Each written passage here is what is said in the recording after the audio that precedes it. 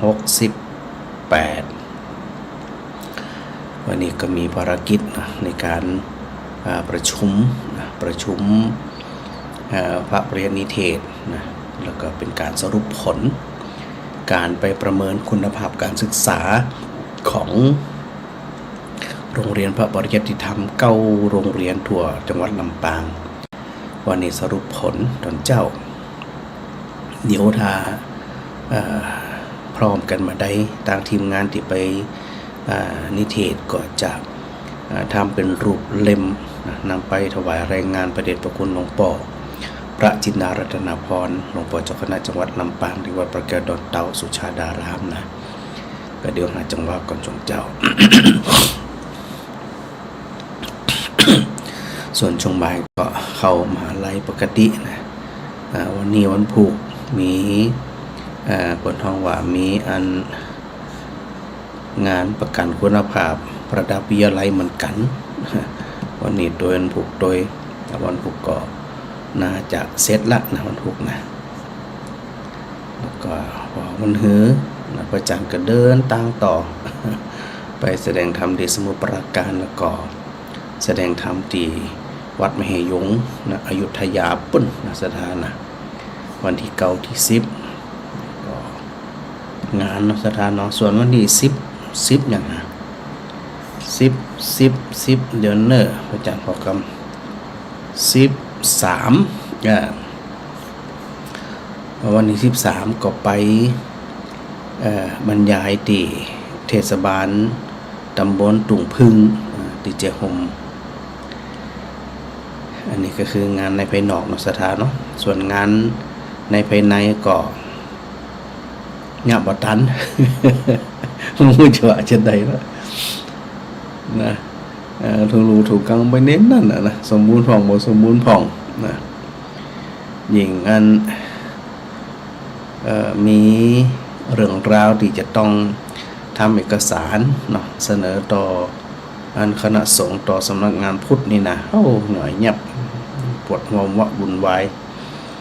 แหมน้อยเนี่ยพระอาจารย์ว่าคงจะหาทุกเจ้าอยู่วัดเนี่ยจะยากแล้วนะเพราะว่ามันเรื่องราวกระยุ้มกายิ้มยังบ่ฮู้เนาะสถานเนาะเรื่องราวหวานกันคนทำบ่ได้ยะคนยะบ่ได้ทำนั่นน่ะ มันบางทีก็มุมหนึ่งก็อาจจะคิดว่าเป็นเรื่องที่ดีแต่ในมุมเรื่องก็คือเป็นการกดดันนะเป็นการที่เนี่ยคือการบริหารจัดการในค่อนข้างที่จะยากมันไป เนี่ยเป็นยากมันไปมันมีบนห้องว่ามีเงื่อนไขถ้าคิดเป็นปัญหาก็เป็นแต่ถ้าอยู่แบบบ่คิดหยังก็สบายนะสถานะอยู่แบบบ่ต้องเนี่ยหยังแต่ยังว่าอีเนี่ยอาจารย์ก็คิดว่าน่าจะสบายนะตื่นมาก็สวดมนต์ไหว้พระบ่แลงก็สวดมนต์ไหว้พระแจ้งมาขำมากวาดเหี้ยฮานากามันก็น่าจะสบายดีนะก่อสร้างบ่ได้สร้างหรือสร้างบ่ได้สร้างนี่ก็ขึ้นอยู่กับศรัทธานะหาสตังค์มานี่นะ เพราะว่ามันยุ่มยิ้มหลายอย่างนะศรัทธาเนาะหัวจะได้แต่ทั้งนี้ทั้งนั้นก็จะต้องประสานความสมัครสมานสามัคคีเนาะช่วยกันดูช่วยกันตรวจตราช่วยกันสอดส่องและช่วยกันหานะบางคนเนี่ยจะสอดส่องตรวจตราอย่างเดียวแต่ว่าบ่มีส่วนร่วมในการในการหาในการคิดนี่นะอันนี้ก็ยากเหมือนกันนะบางทีบางแห่งเนาะอย่างที่เฮาได้หันนั่นนะเจ้าวาดบางตนเพิ่นบ่มีสิทธิ์หยังเลยขึ้นอยู่กับศรัทธาหรือเจ้าบ่มีสิทธิ์หยังก็ยากแล้วนะศรัทธานะจะไปเข็นจะได้เนาะเข็นยากลำพังปัญหาของศรัทธาเจ้าบ้านเองกันนักหนาอยู่แล้วนะจักหน้าบ่ถึงหลังชีวิตขาดยิ่งมาคุมวัดให้มันยังแหมปวดหัวเดี๋ยวศรัทธาจะหาว่าพระอาจารย์จมไม่ได้จมนะเล่าให้ฟังนะวันที่อย่างนะวันติดที่ผ่านมาเป็นวันที่3เนาะสำหรับศรัทธาที่ฟังพระอาจารย์ทาง Facebook วันที่3พระอาจารย์ออกรายการอยู่นะแต่บ่สามารถจะเชื่อมออกทางสถานีวิทยุได้นะมีศรัทธาญาติโยมที่ว่าร่วมทำบุญนะมีแม่จำฟ้า มีแม่พัดแล้วก็ศรัทธาหลายคนจากสาราดอนตัวยจากพระเจ้าตันใจตัวยหลายตีหลายแห่งนะที่สำคัญก็คือศรัทธาบ้านตะเดือเนาะวัดอุทุมพรได้รวมกันรวบรวมจตุปัจจัยแล้วก็รวบรวมสิ่งของรวมไปบริจาคกับพอสมควรเหมือนกันเฉพาะสายดีพระอาจารย์ได้นำไปเป็นสะพานบุญนี่นะประกาศให้ทราบว่าในส่วนของวิไลสงฆ์นครลำปางมจรลำปางนั่นน่ะได้รวบรวมกันถึงมวลเฉพาะเป็นเงินเนี่ยนะที่ไปรวมบริจาคในวันนั้นก็ 22,000 บาทนะหลายสายหลายแห่งเนี่ยนะรวมกันแล้วก็สิ่งของเป็นแคบหมูเป็นขนมปังมาหมาปลากระป๋องอย่างนี้ หนักพอสมควรตอนตีไปก็ตอนที่นั่งรถไปก็รู้สึกเฉยๆเพราะว่ามันผ่านมาหลายวันแล้วเป็นติดแล้ว มีความรู้สึกว่ามันคงจะเบาบางไปแล้วคงบ่เดือดร้อนแต่พอไปถึงแล้วมันใจสักคำโอ้ยังนักหนาอยู่สถานะน้ำแห้งก็ตองน้ำแห้งไปแล้วก็ตามนะแต่สภาพบ้านเรือนนั้นโอ้เสียหายนักหนาสาหัสสากันเข้าของ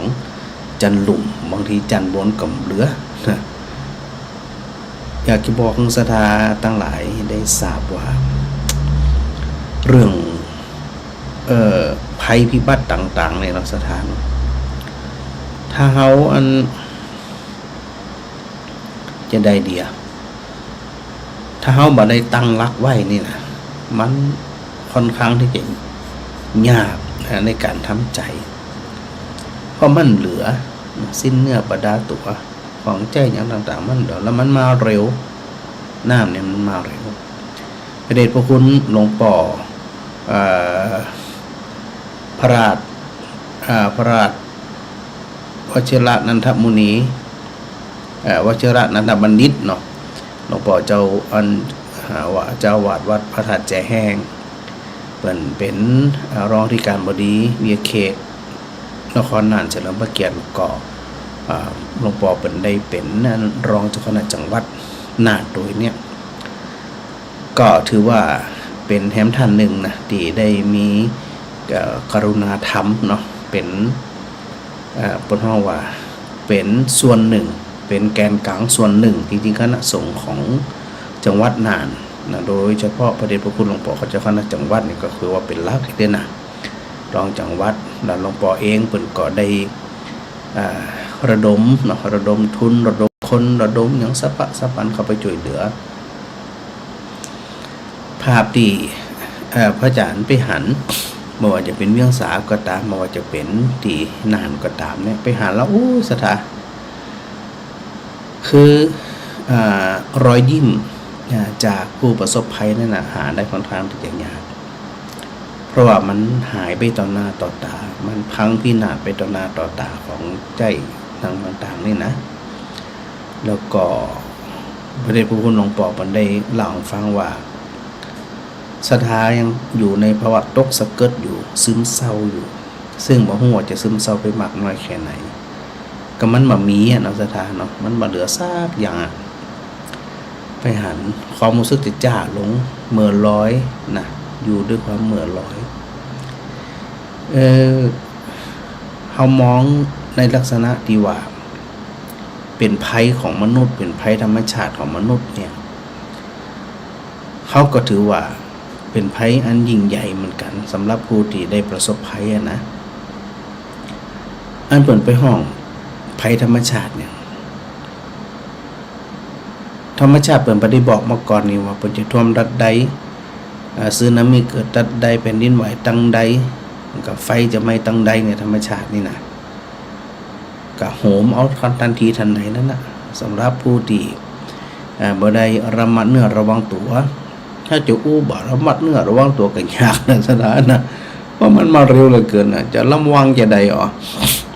ระวังจะใดเก็บหัวกับมาดันยังกับมาดันนะนั่นภาวะจิตใจแล้วก็มองไว้แหมด้านหนึ่งก็คือ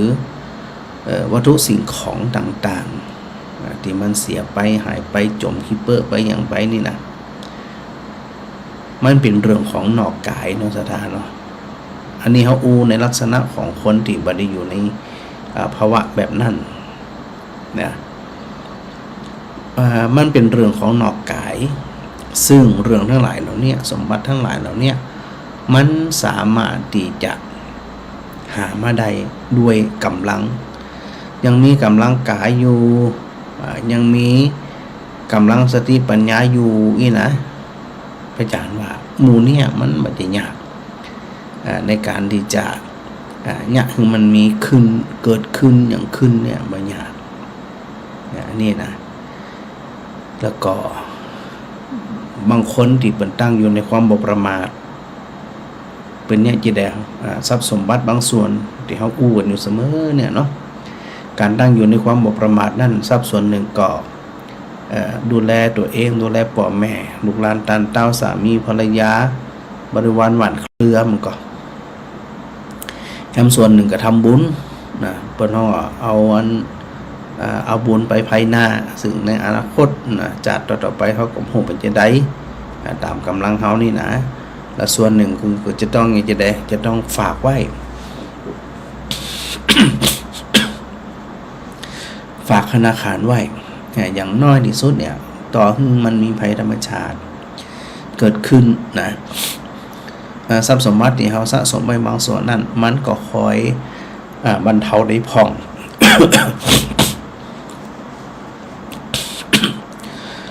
เพราะมันบรรเทาได้ผ่องเนี่ยพระอาจารย์ว่ามันจะช่วยบรรเทาได้เหมือนกันนะเนาะช่วยบรรเทาแทนที่มันจะสิ้นเนื้อประดาตัวแต่ว่ายังมีบางส่วนที่เก็บไปอยู่อีเนี่ยสำหรับคนที่ตั้งอยู่ในความบ่ประมาทสถานะจะมีลักษณะแบบนี้แต่ลึกเข้าไปนั่นอายังก็ตามที่มันไปกระแทกใจนะมันติดตาตรึงใจว่าเรื่องราวเหล่านี้เนี่ยบ่ควรเกิดขึ้นกับตัวเฮามันจึงก่อให้เกิดอาการซึมเศร้านี่สถาพอเกิดอาการซึมเศร้าตัวจิตเนี่ยมันเป็นเรื่องที่ยากเนาะสถาเนาะที่ยากที่จะเข้าไปแก้ไขทันทีทันใดก็มันเป็นเรื่องยากนะแล้วเนี่ยจะได้ดีทีนี้การฝึกฝนการเข้าใจความเป็นอนิจจังทุกขังอนัตตาที่พระองค์ได้ทรงตรัสไว้ในเรื่องของการเข้าใจธรรม ว่ามันกระจ่างแจ้งการเข้าใจธรรมแบบกระจ่างแจ้งก็คือเข้าใจธรรมชาติที่มันเกิดขึ้นว่าภัยธรรมจะใดเขาเป็นส่วนหนึ่งของธรรมชาติแล้วก็เป็นส่วนหนึ่งที่น้อยเดียวนะมนุษย์เนี่ยต้องเก่งจะได้กระจ่างสถานะเขาก็ย่อมประสบเคราะห์กรรมอย่างแผ่นดินไหวเนี่ย เทคโนโลยีคิดว่าเจริญก้าวหน้ามาแค่ไหนก็ตามแต่บ่เคยรู้มาก่อนว่ามันจะไหวตัดหันตัดนี่เมื่อใดเวลาใดนักหรือเบาเนี่ยมนุษย์เนี่ยจึงอยู่ในลักษณะของความเย่อหยิ่งจองหองเนาะโดยทั่วไปนะถึงเพิ่นถึงตัวนั้นนะมนุษย์คิดว่าตัวเองประเสริฐเลิศศรีแล้วสามารถเอาชนะธรรมชาติได้จริงจะได้น้ำท่วมก็เหมือนกันต่อคือมีพยากรณ์อากาศไว้ว่ามีพายุจะอันที่คาดไปถึงอย่างว่ามันจะนักหนานักหน่วงกับบางพื้นที่ ยิ่งอันพอคลิปนะเร็วๆนี่ที่อินเดียก็คือรัฐอุตราคารซึ่งอยู่ทางด้านตะวันออกเฉียงเหนือของอินเดียเนี่ย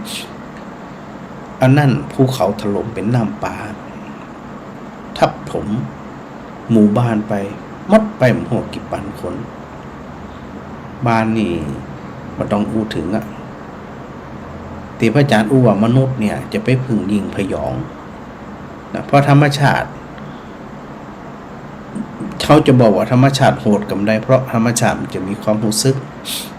บ่ชอบบ่ยั้งไผบ่รักบ่หลงไผธรรมชาติตรงนี้นะเพราะมีจิตมีมโนมีวิญญาณเมื่อใดก็ตามตีสภาพอากาศอันหยังต่างๆเนี่ยนะธาตุดินธาตุน้ำธาตุไฟธาตุลมเนี่ยมันมีเหตุปัจจัยก่อนเกิดการแปรปรวนเปลี่ยนแปลงไปนั่นมันก็จะไปแสดงอาการผลกระทบนั้นๆแล้วบ่เลือกด้วยนะบ่เลือกคนมีบ่เลือกคนจนบ่เลือกคนดีคนชั่วพอขวางตางเปิดละปัตตะโรเป็นเอาเปิดเล่นงานขนาดนักเลยแต่ทั้งนี้ทั้งนั้นบัจจัยธรรมชาติโหดร้ายเนี่ยเพราะธรรมชาติมันอยู่ในลักษณะของการปรับตัวอันหยังกระจ่างที่มันเกินไปเนี่ยสภาพธรรมชาติบางส่วนอยู่บ่ได้มันก็ต้องมีการเปลี่ยนแปลงทุกสิ่งทุกอย่างหน้าที่ของเขาจะได้สถานฝึกนะไปทำความเข้าใจธรรมชาติเนี่ยเขาอยู่ก็เปิ่นจะต้องปรับตัวไปหาเปิ่นมันจะให้ธรรมชาติปรับตัวมาหาเขานะสถานนะเขาต้องปรับไปหาเปิ่นอยู่จะได้อย่างจะได้นะบางทีเนี่ยอย่างห้วยหนองคลองบึงอย่างต่างๆเนาะบ้านไผที่อยู่ตามห้วยตามห้องถ้ามันเกิดภัยธรรมชาติถือว่าโชคดีมันก็มีน้ำใสไหลเย็นมีปลามีหยังจุ่มเย็นเป็นรีสอร์ทเป็นที่พักเป็นที่บ้านเหมาะอีนะแต่คราใดก็ตามถ้าธรรมชาติณที่นั้นๆเนี่ยมันเกิดความรุนแรงขึ้นจากสิ่งที่สวยดีงามมันก็แปรสภาพไปตามเปิ้นเพราะธรรมชาติเปิ้นบ่คิดอยู่แล้วว่าอันใดงามอันใดบ่งามนะอันยังมีผลกระทบกับธรรมชาติก็ปรับไปตามนั้นอันนี้คือธรรมชาติยังปรับตัวเฮาเป็นคนเนี่ยจะได้บ่ปรับนะปรับตัวเอาโดยเฉพาะจิตที่มันซึมลึกๆเข้าไปเนี่ยอันนี้รวมไปถึงสถานที่มีปัญหาบ่ว่าจะปัญหาทางกายปัญหาครอบครัวปัญหาอันยังกระจ่างที่เกิดขึ้นต่างๆเนี่ยเขาต้องคิดหลายๆตลบคิดบนห้องว่าหาเวลาว่างๆหาที่สงบหาที่สงัดปลีกวิเวกบางจังหวะบางโอกาสไตร่ตรองพิจารณาธรรมชาติคือพิจารณาธรรมมันก็จะอานะมันก็ต่ออานะก็พอเขาเข้าใจธรรมชาติเขาก็บ่ได้ไปยินดียินร้ายกับธรรมชาติที่มันเปลี่ยนแปลงไปเพราะเขาไปเข้าใจในส่วนของธรรมชาติแล้วว่ามันจะต้องเกิดการเปลี่ยนแปลงไปพยายามกึดนะสถานนะพยายามกึดพยายามพิจารณาพอจะไปเอาความตุกมาทับถมตัวเองเกินไปเข้าก็เสียของก็เสียไอ้ยังก็เสียไปตามน้ำไปตามโรคภัยไข้เจ็บถ้าเขาไปเศร้าแหมมันก็เหมือนกับว่าเฮาเนี่ยเสียประโยชน์หลายต่อหลายเตื้อเสียแล้วเสียแหมเสียแล้วเสียแหมแต่กับคนที่เปิ่นได้ฝึกฝนได้เข้าใจมาโดยตลอดว่าเป็นหยังเนี่ยกับบางคนที่มีความพร้อมนะเป็นหยังน้ำท่วมมากับปัดมาเจอภัยพิบัติใหญ่จะได้มาเนาะไปก็ไหลไปก็ไหลไปเหี้ยอย่างมันขวางไปเหี้ยดีเขาจะได้ของใหม่มาใจอันนี้สำหรับคนที่เปิ่นพร้อมนะ คนบ่พร้อมก็ต้องคิดเหมือนกันเพราะว่าเศร้าโศกไปก็จะมีค่ามีราคามีความสุขอย่างนั้นของก็เสียบ้านก็แย่จิตก็แย่เนี่ยจะได้หมอถ้าหาตัวจิตเขาฝึกใหม่เข้มแข็งเป็นยังเป็นก็เป็นไปท่วมก็ท่วมไปยังก็ยังไปแล้วก็ให้มุมหนึ่งในส่วนของความเป็นชาวพุทธความเป็นคนไทยเขาเนี่ยหัน คนที่ประสบภัยพิบัติใดๆก็ตามเนี่ยทนมาได้หรอกศรัทธาต้องยื่นมือเข้าไปช่วยเหลือด้านใดด้านหนึ่งมันหนักก็น้อยวัดนะศรัทธามองวัดนะวัดในหลายวัดกว้างใหญ่ไพศาลศาลาบางคนก็โจมตีว่าสร้างไว้อย่างปล้นเหลือเบียงตั้งนั่นนี่นะแต่พอเกิดภัยพิบัติมีวัดเท่านั้นนะศรัทธานะจะเป็นที่พึ่งพิงได้ศรัทธาจะไปอาศัยอยู่บ้านไผ่ไผ่จะไปหึงอยู่แต่วัดเปิดโอกาสถึงกับศรัทธาญาติโยมทั้งหลายมีภัยธรรมชาติใดๆก็ตามสุดท้ายหนีวัดบ่พ้นวัดก็เลี้ยงดูปูเสือห้องห้องน้ำที่พักที่อาศัยข้าวปลาอาหารปลากระดมทุนไผ่ระดมตุเจ้านี่ละปลาการระดมทุนระดมข้าวปลาอาหารมันจะหนีนูได้เพราะว่ายามอยู่ดีปกติดีเนี่ยสถาบันดูแลใส่บาตรส่งเข้าดูแลในเรื่องของปัจจัยสี่พอสถาเดือดร้อนตุเจ้านะมีโอกาสก็ถือโอกาสตรงเนี้ยได้เป็นที่เปิงของสถาญาติโยมได้เปิดศาลาเปิดวิหารเปิดโบสถ์ทุกที่บอกว่าชายแดนที่กำลังมีปัญหาอยู่เปิดวัดระดมโรงทานระดมทุนเนี่ยมันไม่ไปเกินตุเจ้าหรอกสถาเพราะว่าสถามีความเชื่อมั่นในตัวตุเจ้าปากไปบอกไปปากันไปคือมีความมั่นใจว่าอันไปเอาไปด้วยกันเฮาญาติด้วยกันเหมือนว่าปากันอัน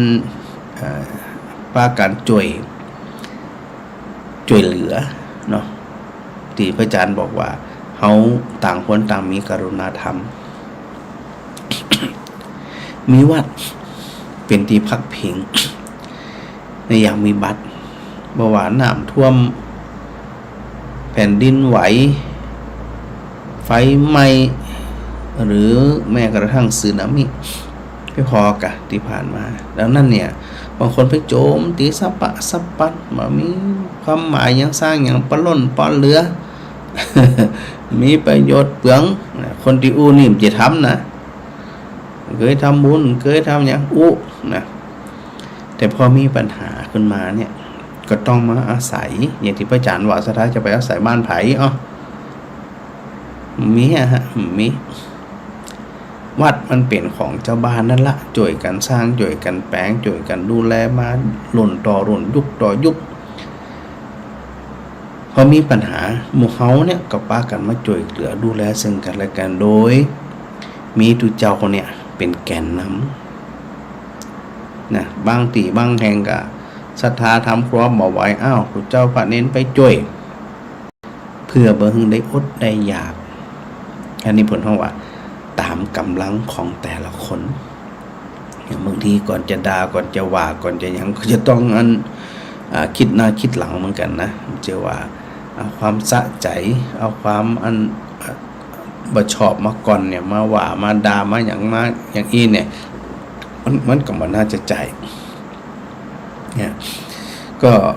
จะต้องเป็นกำลังใจเนาะสถานเนาะพากันเป็นกำลังใจผู้ประสบภัย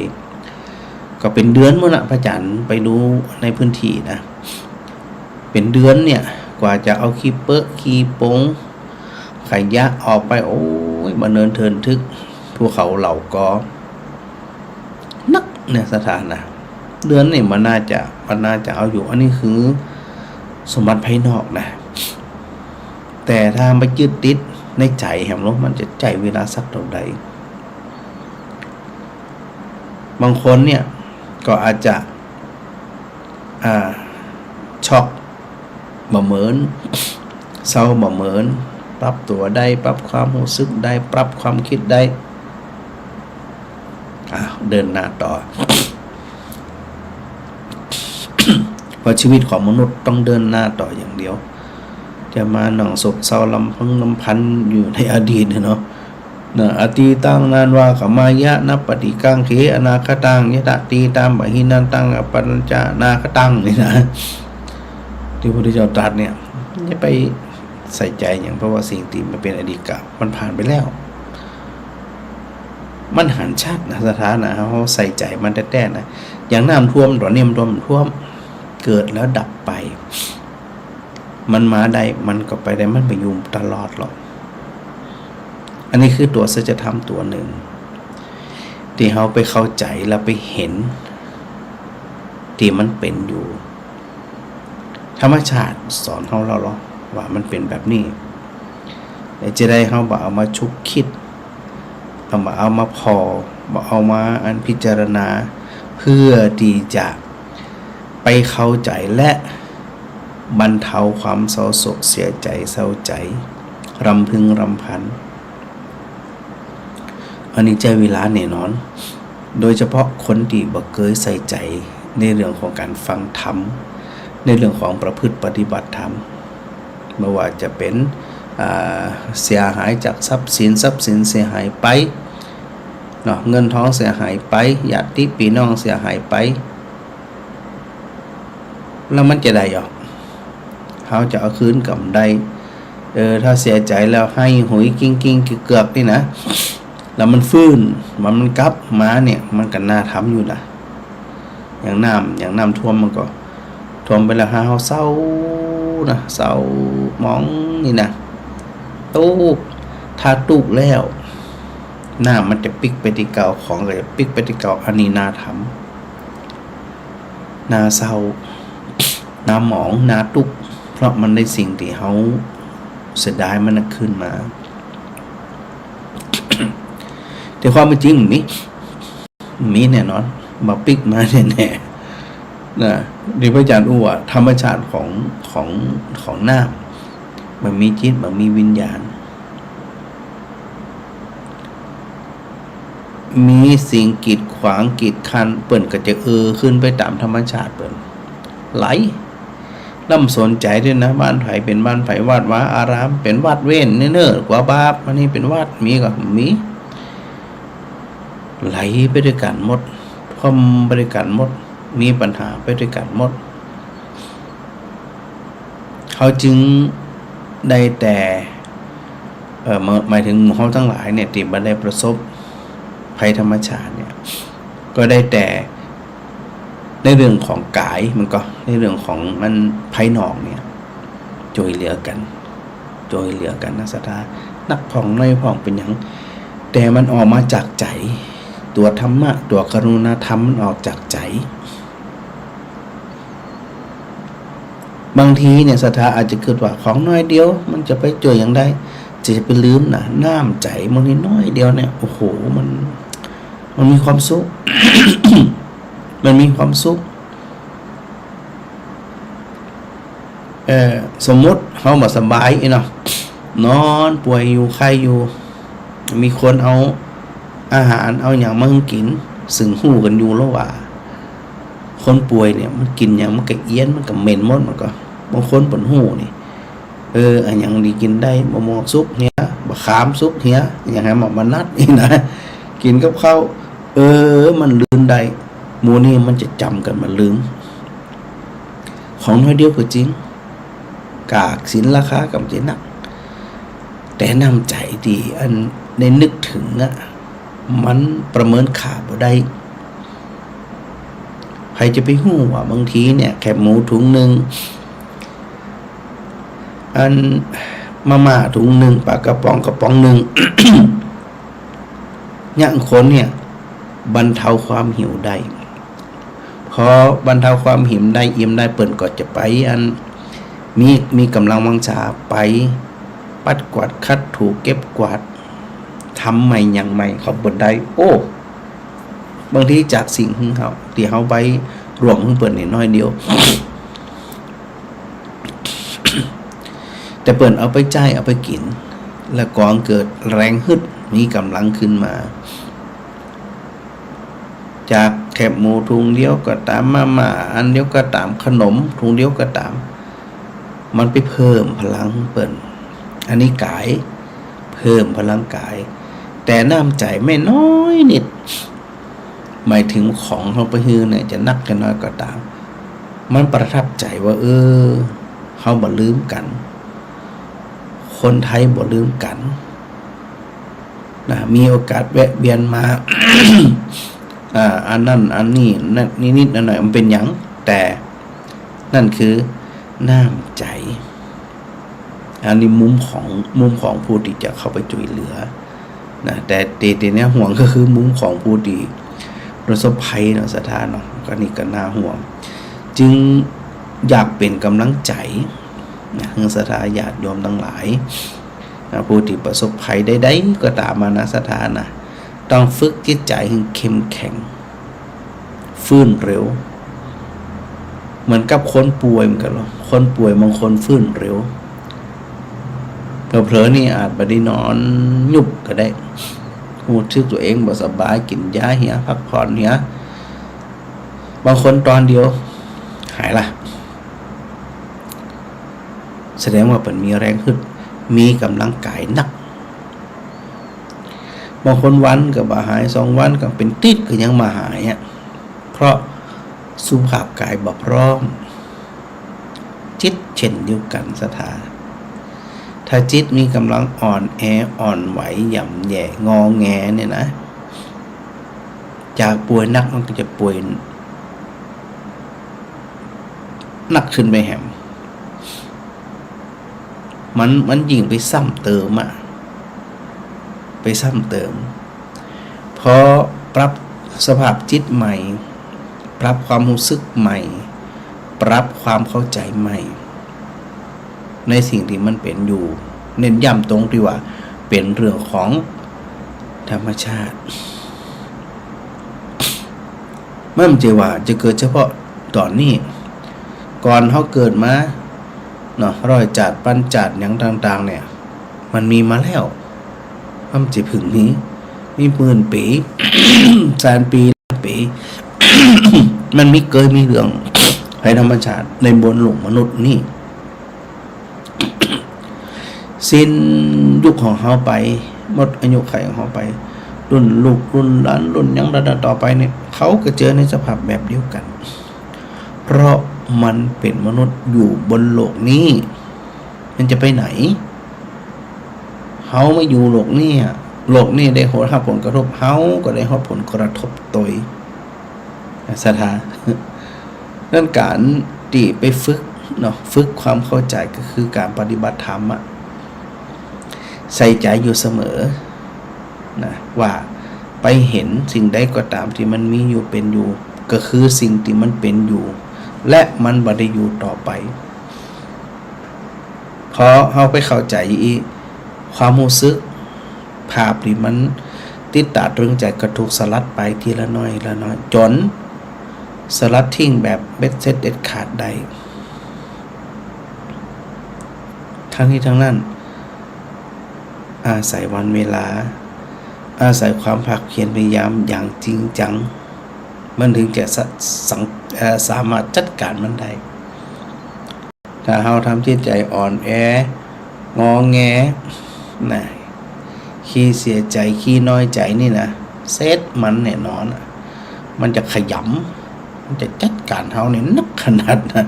มันปล่อยเขาเนี่ยได้ลืมตาอาปากงงหัวขึ้นแน่ๆต้องฝึกนะฝึกสลัดทิ้งฝึกใจให้แกร่ง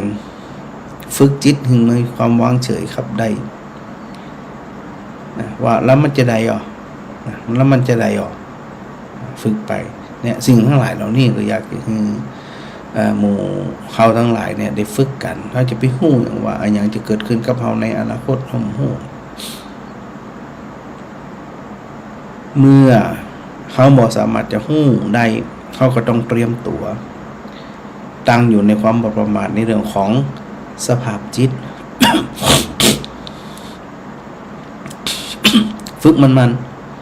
ฝึกแล้วฝึกแหมฝึกแล้วฝึกแหมสุดท้ายเขาจะอยู่สักได้ฮั่นยุ่มต่อได้เดี๋ยวก็ไปต่างคนต่างไปแต่ว่าตอนนี้เขายังมีชีวิตอยู่ไงเขายังมีกำลังอยู่เขาก็ทำหน้าที่ของเขาเนี่ยก็ไปแล้วก็ทำไปเรื่อยๆหมดหัวหมดลมหายใจวันนั้นก็หมดแห้งวันนั้นก็ยุดเหมือนนั่น ยุดเหมือนนั่น ถ้าเราฝึกจิตใจตีพระอาจารย์อู้อยู่เสมอว่าแกล้วกล้าอาถรรพ์ทึกเหิมนี่นะโหมันมีคุณอุปการมหาศาลเพราะว่าเขาไปเห็นเนี่ยเขาไปหู้มาหัวศรัทธาเจ้าใจบางน้อยแค่ไหนเนาะศรัทธาเนาะดีพระอาจารย์นี่อู้มาเนี่ยเขาจะไปหึ่งบ่หึ่งเกินเลยอย่าได้คิดเพราะเขาเป็นส่วนหนึ่งของโลกเป็นส่วนหนึ่งของธรรมชาติยังป้อได้นะธรรมชาติเบียดเบียนนักยังป้อได้นะเจอมนุษย์ด้วยกันแฮมเบียดเบียนกันแฮมโอ้ยไปกันใหญ่ทะเลาะเมาะแว่งด่าท้อดินท้ารุษร่ายเข็นฆ่าก่อสงครามอันนี้เป็นภัยจากมนุษย์ไม่ใช่ภัยธรรมชาติแย่แล้วเนาะเขาแย่แล้วนะจึงมาเจอภัยมนุษย์แถมอยู่ด้วยกันไปหวาดระแวงไปอยู่ด้วยกันไปคอยจ้องแต่จะ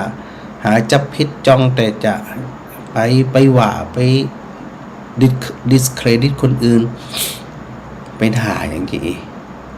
เนี่ยอย่างตัวเองนี่จะมีอายุอยู่เป็นหมื่นปีนี่ไม่ได้ยังไงแล้วภัยดีนักกว่านั้นที่พระพุทธเจ้าตรัสว่าภัยคืออย่างภัยคือความแก่ภัยคือความเจ็บภัยคือความตายอันนี้น่ากลัวสุดเลยจะมีสักกี่คนเนาะตีหัวความแก่มันเป็นภัยการด่าคนอื่นมันเป็นภัยการจ้องจับผิดคนอื่นมันเป็นภัยต่อตัวเก่าเนี่ยการอาฆาตจ้องเว้นคนอื่นซึ่งกันและกันก็เป็นภัยที่น่าเกรงกลัวแล้วมันจะตามติดเนื่องไปบ่ฮู้จักจบจักสิ้นถ้าเฮาตรองทำดีๆเนี่ยบ่มีอันหยังจะมีสาระเลยนะสถานะคนเฮานี่นะมีสาระติได้เคยบอกสถาอยู่แล้วนะว่าในยามค่ำคืนนะก่อนที่เฮาจะหลับจะนอนเข้าสู่ภวังคจิตเนี่ย ลองนึกถึงตัวเก่าว่าเฮานอนแบบนี้เนี่ยมานอนมากี่คืนละกี่เดือนกี่ปีละกี่สิบปีละแล้วเขาจะมีโอกาสนอนแบบนี้แฮมเท่าใดแล้ววันสุดท้ายของเขาจะมีลักษณะใดพอเขามองเห็นที่พิจารณาเห็นที่เนี่ยสิ่งที่เขากำลังเครียดสิ่งที่เขากำลังวิตกกังวลสิ่งที่เขากำลังซึมเศร้าอยู่เนี่ยมันจะคอยบรรเทาเริ่มหายเริ่มคลายเริ่มจางไปเพราะไปเห็นความบ่แน่นอนของชีวิตโอ้เฮาเนี่ยมันอยู่เหมือนคนบ้าจะมีจะเอาจะครอบจะครองยศถาบรรดาศักดิ์ตำแหน่งโอ้ยอย่างต่างๆเนี่ยคิดว่าตัวเองจะอยู่กับมันเมินอ่ะไม่ได้อย่างได้อะพระพุทธเจ้าจึง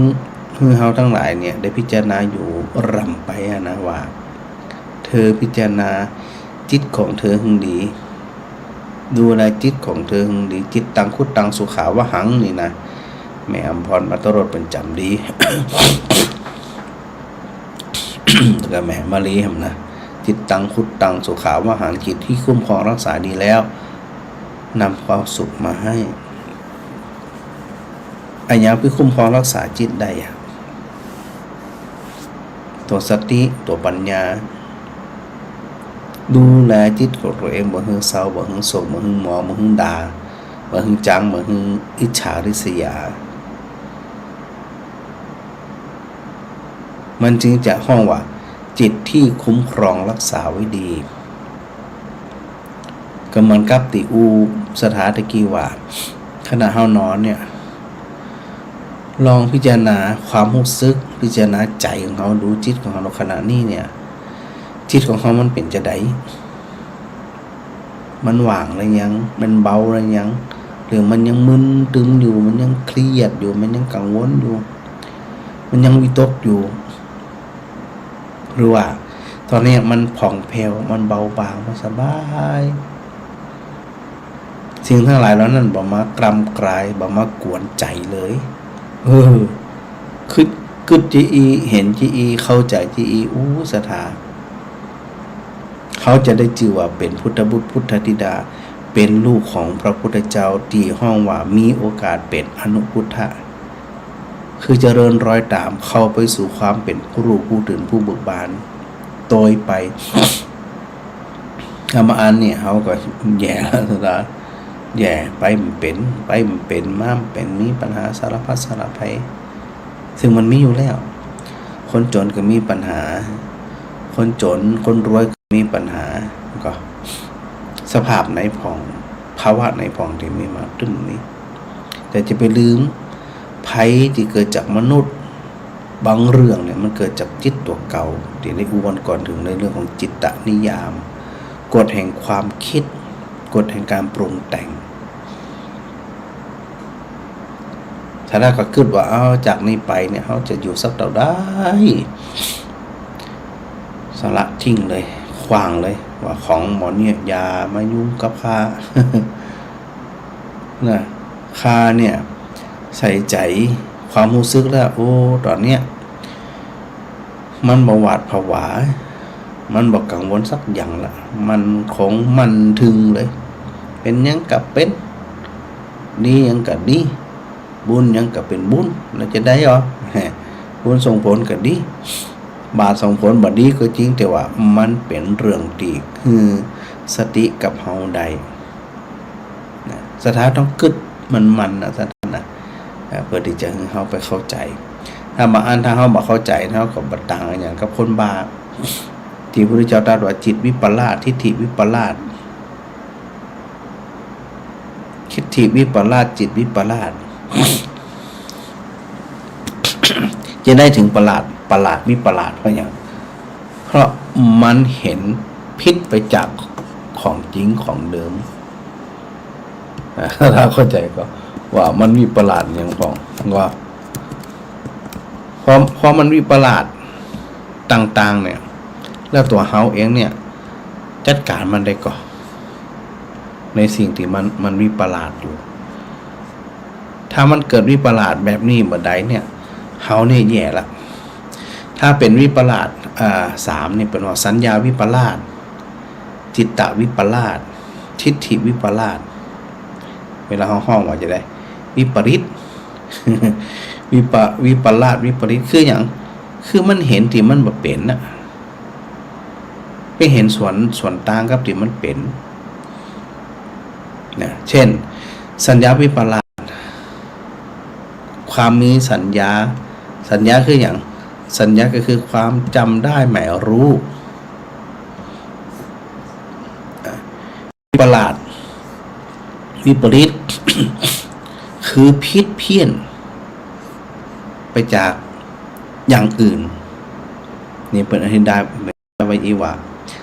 อันสัญญาผิดเพี้ยนสัญญาวิปลาสเนี่ยเกิดขึ้นจากการใจสัญญาหรือการสมมุติความหมายถึงแก่สิ่งต่างๆว่าเป็นอันนั้นเป็นอันนี้ อย่าไปลืมนะมันมีสมมุติสัจจะกับปรมัตถสัจจะเพราะมีความมีสัญญาเนาะมีสัญญามีการจำได้หมายรู้เนี่ยนะว่าสิ่งต่างๆที่เป็นโน่นเป็นนี่อย่างดีบ่ระมัดระวังจนจิตเนี่ยเขาไปยึดมันถือมันสัญญาเรานั้นมาว่ามันเป็นจริงว่ามันเป็นจริงอันนี้ไปยกตัวอย่างว่าคนที่มีคนที่มีคนมีน้ำมีขวดน้ำนะขวดน้ำเปล่าวางไว้แล้วบอกว่ายกคือเป็นของเขาต่อมามีคนมายิบไปดื่มเขาก็หูความรู้สึกว่าบ่พอใจเพราะอย่างจะได้ขออนุญาตเขาก่อนเขาไปยึดอย่างยึดว่ามันเป็นของเขาทั้งที่เขาได้มาตะกี้เนี่ย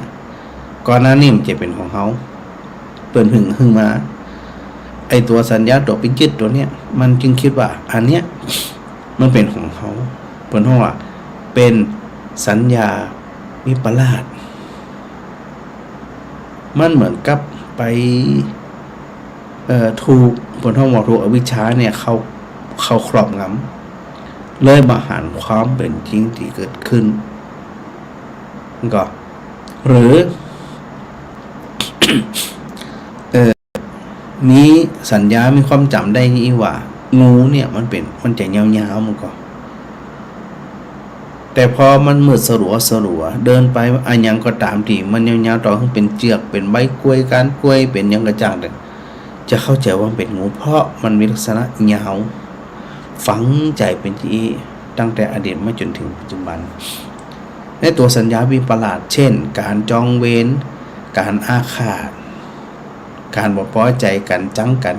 อันนี้เป็นสัญญาวิปลาสหมดเลยคือวิปริตคนปกติที่ไหนคนวิปริตมันจะคนปกติหรอคนวิปริตคนวิปลาสเขาปุถุชนมีโอกาสเป็นสัญญาวิปลาสเหมือนกันไปคิดว่าอันเฮาเกิดวิปริตเกิดวิปลาสใจนะก่อนอันหมู่เฮาว่าจังกันว่าทะเลาะกันบ่ด่ากันบ่คอมเมนต์กันบ่จ้องเว้นกันรอกบ่เค้นบ่ฆ่ากันหรอกอันนี้ตัวแรกตัวที่สองวันเฮาว่าจิตวิปลาสจิตวิปลาสคือจิตวิปริตนะวันเฮาว่าเกิดจากการบระวังในความคิดในสิ่งที่บ่ควรคิดจนทำให้จิตมีอารมณ์แปรปรวนเกิดอารมณ์ลักษณะต่างๆก็คือเพราะจิตเจือในความคิดนั่นแล้วก็ปรุงแต่งเรื่องใหม่เข้ามาเมื่อมีภาษามากระทบจิตก็ปรุงแต่งไปคิดไปโดยบระมัดระวังในที่สุดว่ามันจะเป็นจะได้เป็นลักษณะที่บ่มีเหตุผลไร้เหตุผลและหาประโยชน์บ่ได้หาความจริงบ่ได้หาหลักฐานไว้เพราะจิตวิปริตปรุงวิปริตทุกท่ามันก็ไปปิดเหลืออย่างนั้นก็เพราะการคิดไปเองก็ตามต่อยอดความคิดเป็นทางที่ผิดบ่เกิดประโยชน์ความเคยชินที่คิดฟุ้งซ่านมาตลอดโดยที่บ่มีสติสัมปชัญญะอันนี้มันจะยาวในสถานะตัวจิตวิปลาสนี่นะเพราะบ่ได้เห็นตามความเป็นจริงที่มันเป็นอยู่พระอาจารย์อยู่เสมอว่าเหมือนกับให้ไปยึดมันถือมันสิ่งใดสิ่งหนึ่งอันนี้เกิดจากวิปลาสทั้งนั้นวิปริตทั้งนั้นเพราะสติคือการหู้ระลึกหู้เนี่ยมันอ่อนมันทำงานบาดตามันบ่เข้มแข็งจึงถูกตัณหาความอยากถูกอุปทานเข้าครอบงำอย่างเบ็ดเสร็จเด็ดขาดและจิตมันจะเป็นสุคติได้จะได้ได้ตัวสุดท้ายก็คือทิฏฐิวิปลาสความเห็นที่ผิดเพี้ยนค่านิยมที่ผิดเพี้ยนเช่นเขาด่าเฮาต้องตาตอบกะไม่ยอมมันหยังมันต้องจัดการเขาจะได้บด่าเฮาแหมอันนี้ผลท้องว่าทิฏฐิวิปลาสเวรย่อมระงับด้วยการไม่จองเวรคนที่มีความหนิ่งอูน้อยหนิ่งนักแน่นจะได้เปรียบเนี่ยจะได้เปรียบตรงที่ว่าเขาเนี่ยสามารถควบคุม ควบคุมใจของเขาได้อย่างใด ตัวทิฏฐิ เปิดมองไปดีอันมิจฉาทิฏฐิเนาะได้แก่ความเจือการนิยมทัศนคติความเข้าใจที่ผิดเพี้ยนไปจากความเป็นจริงในลักษณะที่ว่ามีปัญญาด้อยลงไปโดยบ่ได้พิจารณาไขครวนไตรตรองกระจ่างแจ้งตามเหตุตามผลตามสิ่งที่ต่างๆที่มันเกิดขึ้น ก็เพราะมันเป็นที่เสร็จเรียบร้อยแล้วแย่ละทีนี้ความเห็นนี้ผิดเพี้ยนความเห็นวิปลาสอันนี้มุ่งตรงไปตีความเข้าใจของความจริงแหมลึกๆเลยนะเอาลึกเลยมันจะได้บ่ถูกหลอกไงหรือเปิ้นว่าวิปลาสถึง3ประการเนี่ยสัญญาวิปลาสจิตวิปลาสแล้วก็ทิฏฐิวิปลาสนี่นะถ้าแบ่งเป็นประเภทมี4ประเภท หนึ่งนิจจวิปลาสคือเห็นสิ่งที่บ่เที่ยงแท้แน่นอนว่ามันต้องเที่ยงแท้แน่นอนสุขวิปลาสคลาดเคลื่อนสิ่งที่เป็นทุกข์ว่ามันเป็นสุขอัตตวิปลาสคลาดเคลื่อนในสิ่งที่เข้าใจว่าสิ่งที่มันไม่มีตัวตนเข้าใจว่ามีตัวตนและสุภวิปลาสความเข้าใจคลาดเคลื่อนจากของไม่สวยไม่งามของสกปรกเป็นของสวยของงามโอ้นี่สถาที่พระอาจารย์ได้นำเรื่องนี้มาอู้เนี่ยเพื่อที่จะให้เฮานี่บ่ได้วอกแวกซ้ายบ่วอกแวกขวามุ่งตรงไปย้ำกันมาฮู้กี่เทื่อเนาะว่าเวลาเฮามันเหลือน้อยบ่ต้องไปเสียเวลาอย่างอื่นละมันมีเวลาตัวเสียเวลาตัวมุ่งตรงไปเข้าสู่การฝึกฝนตัวเองตัวไผตัวมันหนักแน่นไปนิ่มไปสุขใจไป วิตุกมันนี่อย่างก็อย่างพระอาจารย์นี่ยังบอกสถาอยู่เสมองานมันนะแต่ถ้ามัวเครียดมัวอย่างต่างๆมันก็ช่วยอย่างได้ยังช่วยมันได้มัวไว้แท้ๆกับพักนี่อย่างนี้มันหัดเนาะ มีเวลามันได้มีกำลังมันได้มีพลังมันลุกมากอะลุกมันเนี่ยฮะไม่อย่างทำได้เท่าที่เขาทำได้จะไปฝืนกำลังจะไปฝืนของตัวเก่าเขามีกำลังแค่นี้เขามีความสามารถแค่เขาทำเต็มกำลังละใครจะว่าจะได้กับเรื่องเขาเรื่องไผเรื่องมันเขาก็ชับจะได้ ถ้าไปใส่ใจไปแค่กับความรู้สึกคนอื่นเนี่ยแย่ละเขามาเกิดมาพิจารณาตัวเก่าเลยนะสถานเนาะอันนี้ก็ถือโอกาสได้นำเรื่องเนี่ยค่อนข้างยาวน้อยหนึ่งนะขออภัยที่ไม่ได้รับสายไปสักคนเลยนะเดี๋ยวสถานจะหาว่าโอ้สงสัยเป็นเทพแห่มแล้ววันนี้นะวันนี้เป็นจริงนะสถานนะเป็นรายการสดนะบอกก่อนรายการสดสถาพิมพ์คอมเมนต์มาอยู่ตรงใดนี่พระอาจารย์สหายำปะมันอยู่ตรงใดนะเดี๋ยวพระอาจารย์สอบเขาก่อน มันอยู่ตรงใดอ่ะเดี๋ยวนะเดี๋ยวพระอาจารย์ขยายความเห็นนี้กำลังก็นี่หรอมาแล้วเหรอ น่าจะแม่นนะเดี๋ยวพระอาจารย์พอก่อนน่าจะแม่นของวันนี้เนาะมันก็แม่นนั่นหายไปไหนฮะนั่นหายไปไหนฮะหายก็หายตัวละ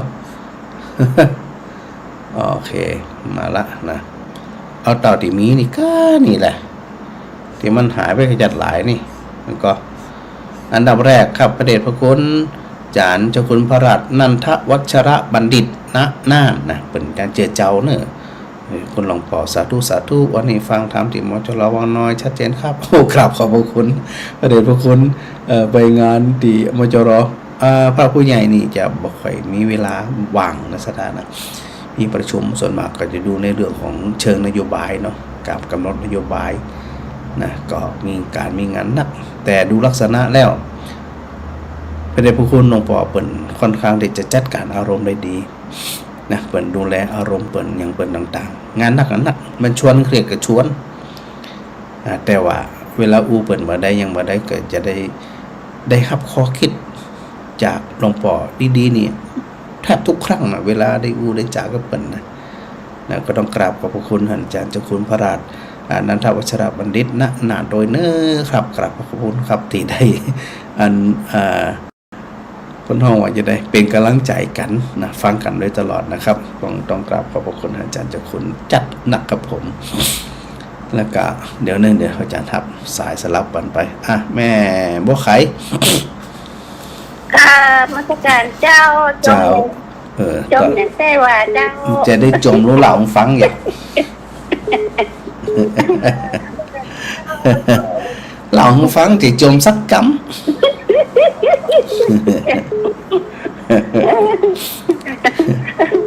จะดีใส่หัวลำแน่นะจ๊ะ เนี่ยดีละเครียดนะ วันนี้ฟังชัดเจนนี่นะ เจ้าชัดเจนดีเจ้า ดีละ หนัง ดีละ นี่ก็พอหูด้วยจ้ะพ ครั อบ หูเด้อโทมอย่างนั้นน่ะ ดอกบัวอยู่ข้างนี่ตัวลุงเปิ่นนั้นปลูกไว้ งามเด้ เจ้าเปิ่นปลูกข้างนี้แล้วพออาจารย์ไปปรับ อันก็ฉากหลังตัวลุงเปิ่นเนี่ยไว้ ล้มขึ้นจากล้มอีกน้อยหนึ่ง หลังฟังมาได้ มันได้ยินจัดเหมือน ไปได้ยินจมจัดเมินดิเจ้าสาธุเด้อ เจ้าเข้าใจดีเจ้า สาธุเจ้า สาธุเจ้า ฮะแม่มะลิ แบบนมัสการเจ้าทานพระครู เจ้า เสียงสะท้อนเจ้าวันนี้ บาสะทอดละเสียงสดใสดีขนาดวันนี้นะเสียงแม่มะลิสดใสดีขนาด สาธุช่วยเก่า การยังมันยังเพราะทานพระครูฝากแม่ท่ามันตึงมีหันน้อยเนาะเพราะว่าล่ะโยมแม่บอกแม่สุธากับโยมมันเป็นห่วงเราว่าขอเวลาปั๊บน้อยเนาะเพราะมันนั่นนี่เนาะ เข้าใจกันหมดอ่ะเจ้าเข้าใจกันหมดอ่ะโมนี่นี่นะได้แต่ที่กำลังใจกันอย่างเดียว เจ้าท่านโยมแม่กับใครมันมาเขาก็ทิ้งอยู่แล้วเจ้าเข้าใจดีพระนั้นทานพระครูอธิบายแล้วก็คำสั่งสอนของครูตะองค์เนาะ เจ้า โยมแม่เข้าใจอยู่ธรรมชาตินี่นะแต่มันมากระทบเป็นรายวันนะเจ้า ก็ธรรมดามากเลยมันมากระทบมันต้องห่วงมันมาตลอดมาเรื่องหนึ่งก็เรื่องหนึ่งอ่ะ เจ้าเนาะมันมาเรื่องหนึ่งกับเรื่องหนึ่ง เจ้าถ้าเขา เขา ตั้ง เชื่อเรื่องเขาเชื่อเรื่องนี้เรื่องนั่นมาทำลาย มันถึงมามันต้องกลัวเขาเต็มใจเกินเขาก็ต้องเต็มใจครับปัญหาแล้วทั้งหลายเรานี่เราปรับตัวอยู่กับมันจัดการมันได้ สุดเจ้าแต่ บางเรื่องเขาเนี่ยบันไดก็ปล่อยมันไป เจ้าเขาปล่อยไปตามกาลเวลาเนาะเจ้าท่านพระ เจ้า ครู บางเรื่องเนี่ย อันวันเวลามันจัดการคนเดียวมัน เจ้า บางทีมันหอมหุ่นเนี่ยจะได้เนี่ย นั่นเนาะรักษาอยู่แม่ก็จะไปตามที่หมอนาฏภูมินี่ก็ไปหันเจ้าโรงพยาบาลศูนย์ อ๋อไปเตอะไปไปรักษาจะได้เกาะสุขภาพแข็งแรงนะแม่เนอร์ เราแต่ที่ เจ้า อนุโมท สา เจ้า ธุสาธุเจ้าแม่อ้อย กราบนมัสการเจ้าท่านพระครูเจ้า เจ้าพระอาจารย์แวะไปเอาอะไรยังนี่ยังแหละ ยัง มันได้แวะเอาเตือ เดี๋ยวเป็นบาลางแหม่อันแหม่สุแก้วอันละปูนเนี่ยกะ มันได้จะมาฉันก๋วยเตี๋ยวอย่า3 ปี 4 ปีลำได้ไปต้าเอาประเดียวนี่ อันจะมาแวะบันไดบ่ฮู้ อันผูกวะ มันปลูกตอนเจ้าเนาะ เจ้า อันแม่จะอยู่ที่นั่นน่ะบ้านยายหมุนนั่นน่ะ โอเคบ้านนี่หมุนยี่หมุนฟังอยู่กะ ยายหมุนฟังอยู่ โอ้น่ะมันหุบปะนี่หมุนเนอะ ที่จะฝากซองไปนี่นะ เจ้างานมันหนักไหม เดี๋ยวมันปลูกจะเอาน้ำบ้านยายหมุนพาไปแหม เจ้า แต่เอาหมอกปลอมให้มันดีแล้วเนอะทำกำลังที่หนักลงไปก็กินหมดน้ำส้มน้ำหวานนี่นะ ดีละเป็นกำลังใจ กราบนมัสการ สาธุสาธุเจ้า เจ้า เห็นแวบๆนะแม่แก้วด้วยก็หาเห็นโทรเข้ามาแปลกๆหลายคนอยู่นะที่พระอาจารย์บ่ได้รับนะถ้าสะดวกก็โทรเข้ามามาจ๋าเนาะช่วยกันรับมันก็จิจัดรายการเจ้าฮัลโหล ฮัลโหลเจ้า เจ้า ฟังอยู่เนี่ยกะ ฟังอยู่เนี่ยฟังอยู่เนี่ยกะ กะหม่อนจะตาย มันจะฟังคน อัน อู้ แต่เจ้าอันแม่ดวนจมมาเจ้านี่นะ จุ่มมันจะไร จมหัวหยังอ่ะอันพระอาจารย์น้องเน่งนึกว่าพระอาจารย์เนี่ยออกเข้าเพลงออกเนี้ยปิดอากาศลับเนี่ย มาได้ฟังสดาตาเดือดเพิ่นก็ฟังกันหลายจ้ะ ฟังกันวันกันเนาะ ฟังกัน ฟังไปได้ขอคิดไปได้ขอทำไป สปะสเปดเขาพังตังในตังใดเนาะคน จ้ะ นี่กัน ส มา ปะสเปดบอกว่าเด็ดมาละกอ ไปกันทำวันกัน ไป เนาะ เจ้า ก็อันมันเข้าสัญญาณมาได้2-3 วันก่อนเนี่ยตึ้งมาได้ ที่จะว่าอะไรกำเดียวอ่ะ จับมันเข้ามาได้ แล้วมันลุดแล้วเข้ามันได้เลยก็โอ้สุดวิสัยละไอ้เนี่ยรับ แม่ก็ว่านะก็โมนั่นยังเข้าได้ไหนเนาะฟังตั้งแต่3 โมงมาน่ะทุกเจ้าหนาหลายตัวไหนเนาะ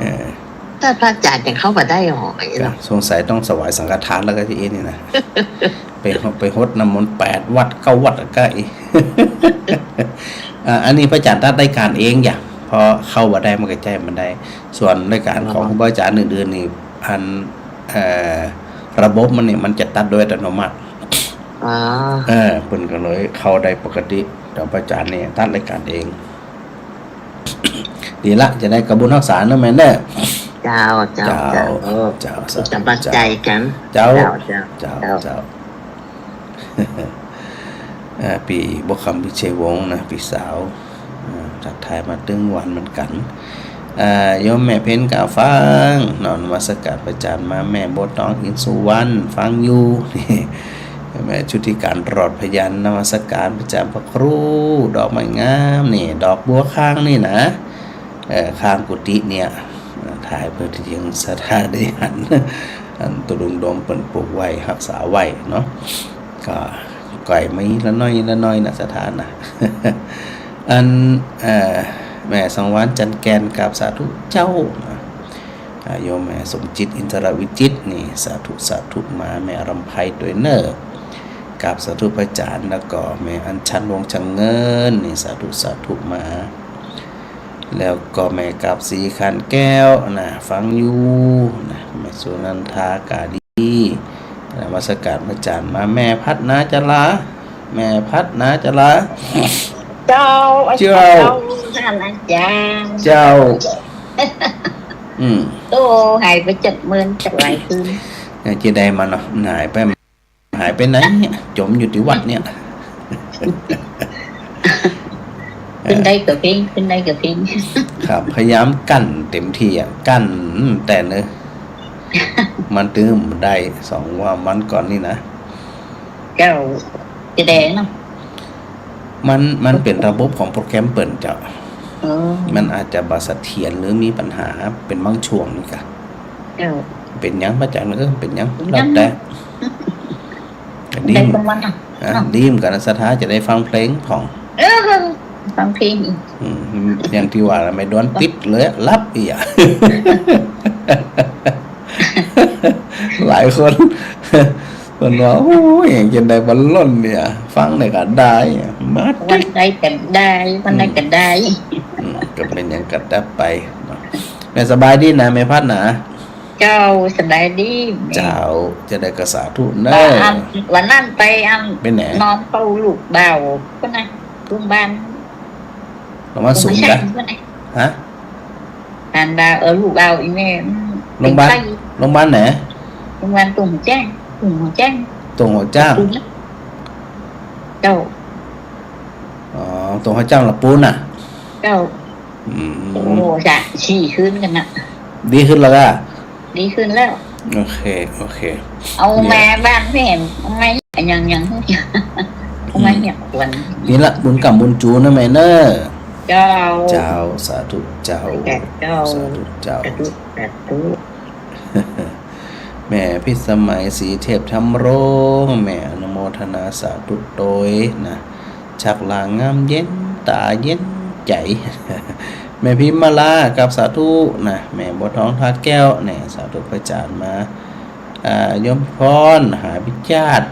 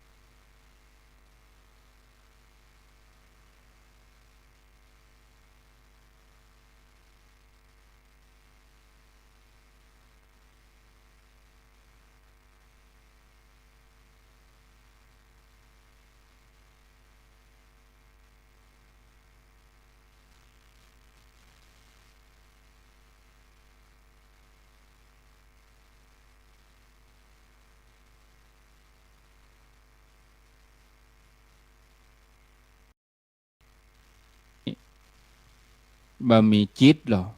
หมดลมหายใจไปแล้วขาดผู้สั่งงานก็คือขาดตัวจิตนี่จิตนอกจากจะทำหน้าที่เป็นผู้ที่สั่งให้กายทำ